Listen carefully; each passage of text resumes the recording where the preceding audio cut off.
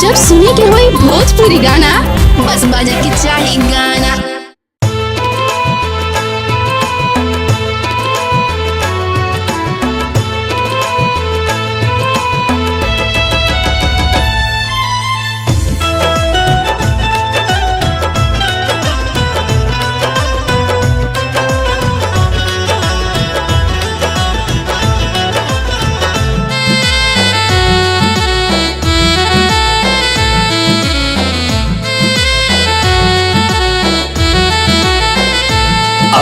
लाली लाली डोलिया सखिया पिया लैले भावनवा हो। आहे लाली लाली डोलिया सखिया पिया लैले भावनवा हो। पापा मोरा दोबारा रोवेले माई रोवेले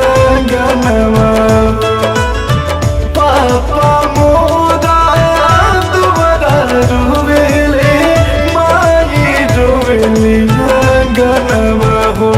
आहे पियावा मोरा ले ले जाता भैये के सामनवा हो।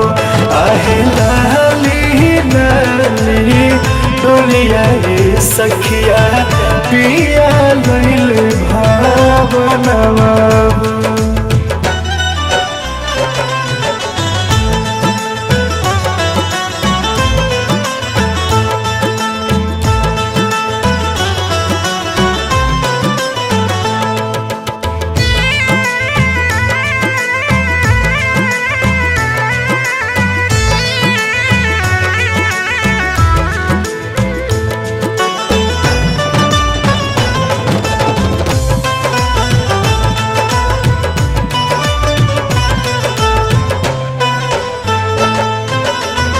चाहे के तनो रोई गाई सुने न बेनवा हो।